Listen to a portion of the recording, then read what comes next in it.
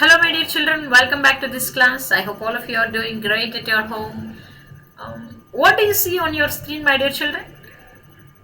You are being shown some photographs, right? So, what word crosses your mind now? Yeah, you are right. Deserts.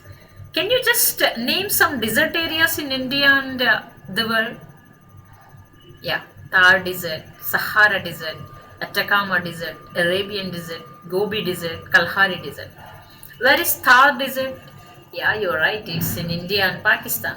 Where is Sahara Desert? It's in Northern Africa. Atacama Desert, Chile and Peru. Arabian, Western Asia. And Gobi Desert, it is China and Mongolia. It is in China and Mongolia. Kalahari Desert, it is in Southern Africa. And I have a question for you. Who do you think lives in such areas? So, how do animals survive in such extreme hot conditions? How do people survive there? How do animals survive over there in the desert areas? What are deserts actually? Do you have all these questions in your mind? Yeah, it's time for us to find answers to all these questions. So, keep listening to this class to know answers of all those questions. Let's get started. Today's topic is desert animals. Under this topic, we are going to learn how animals survive in desert areas. Let's get started. What are deserts? Just tell me, what are deserts? Deserts are the driest places on earth and sometimes go for months or even years without rain.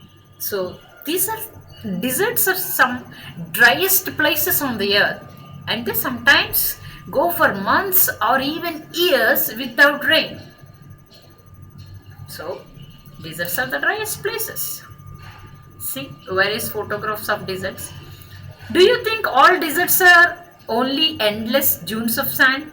No, you're wrong. Not all deserts are endless seas of rolling sand dunes. Some are rocky or pebbly and dotted with small bushes, while others are sprinkled with colorful flowers during the spring. See here, three different kinds of deserts you can see in these photographs here. Some deserts are rocky, they have so many rocks, right? And some are pebbly, right? Pebbles. And some are dotted with small bushes, while others are sprinkled with colorful flowers during the spring. Even though they are deserts, they have beautiful flowers blooming during the spring season. So, not all deserts are endless seas of rolling sand dunes. Don't think that if there is sand, yes, it is a desert. Otherwise, no, no, not all deserts are endless seas of rolling sand dunes. So, some are rocky, some are pebbly, and some even have colorful flowers blooming during the spring season. So, take this point into consideration before you judge something as a desert. Okay, let's move on. This is the question that we need to answer now. How do animals survive in deserts without water? Yes, we have just learned what is a desert. And deserts are the driest places on earth and they even go without rain for years. So then, obviously, there will be no water. So, how do animals survive without water for long periods in the scorching sun?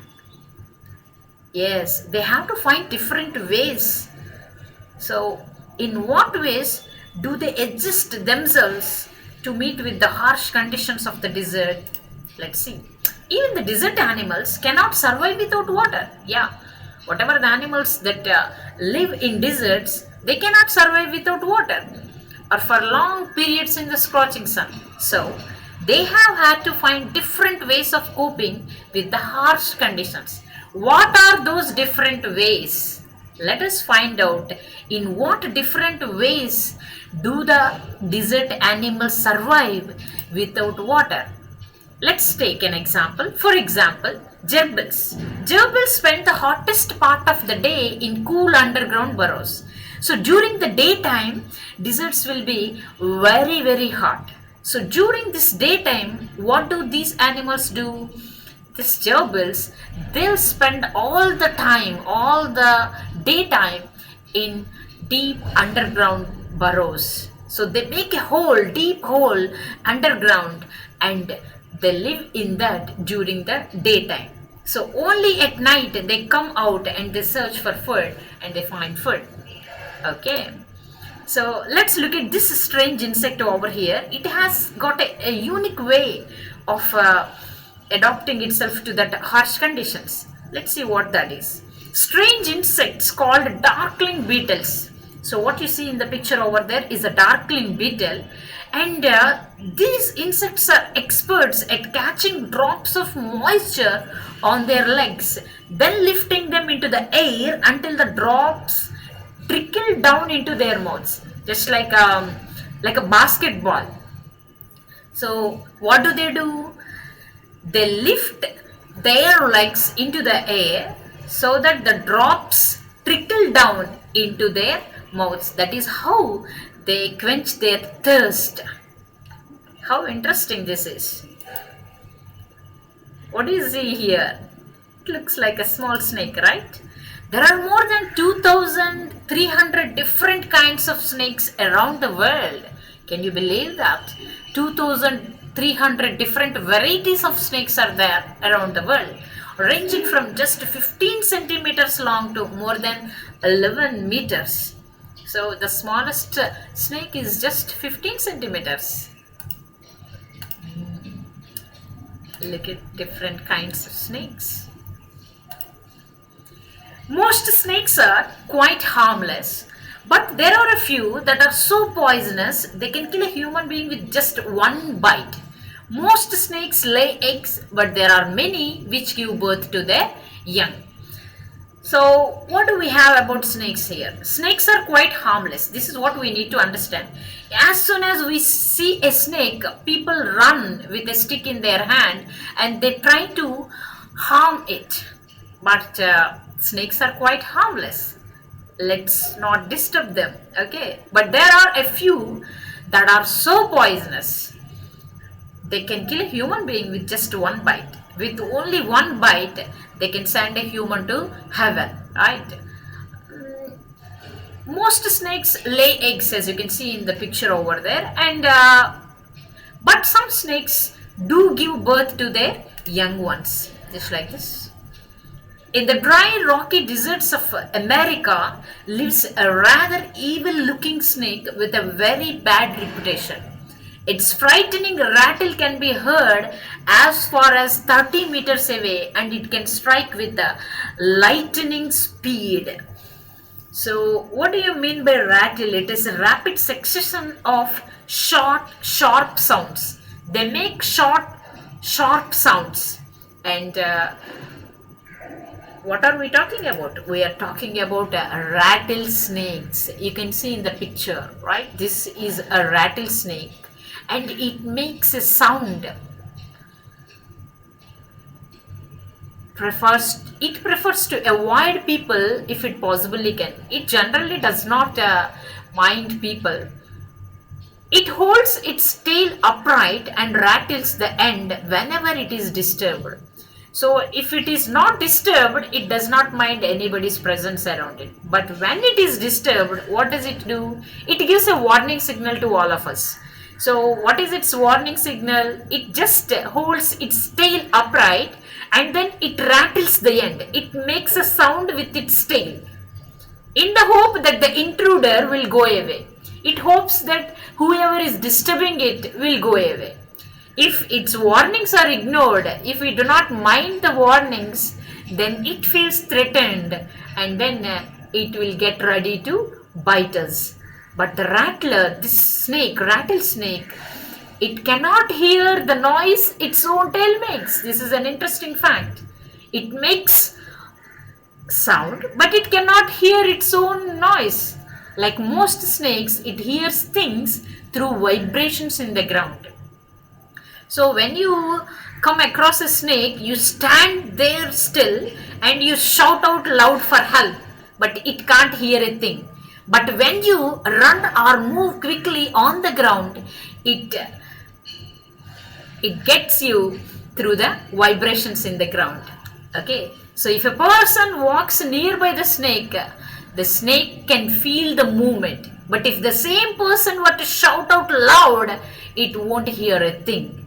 So whenever you come across a snake, you stand still and shout out loud for help, but don't dare to move. If you move, the snake will feel the movement. They feed on a variety of prey. These rattlesnakes, they feed on variety of prey, including mice, voles, rats, chipmunks, and many other small animals. Rattlesnakes kill their prey with venom. They have poison, and with their poison, they kill their prey and then they swallow them. Like all snakes, they swallow the unfortunate animals whole. It cannot bite, so it simply swallows the animal completely. Few snakes have to eat more than once a week, and some, such as the larger pythons, can survive for a year or more without eating. Isn't that interesting? Python can survive for a year or more than that without eating, without having a meal. It can it can survive up to an year or even more than that. Next animal that we are going to talk about is mongooses.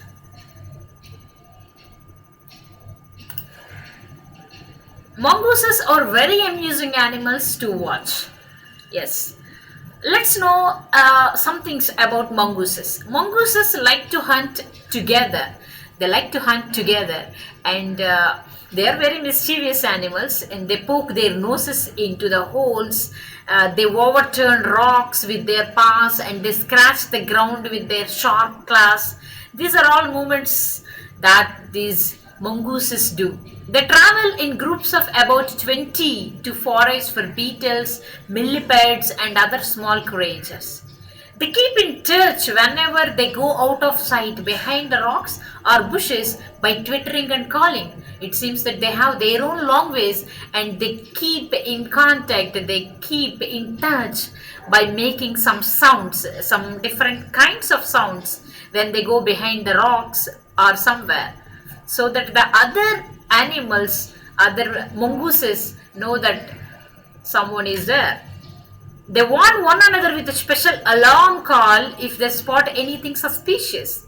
You know something? They even warn each other when they spot anything suspicious. If there is any threat for them, they immediately give an alarm call to other mongooses so that they can protect themselves. All the female mongooses have their kitten at about the same time.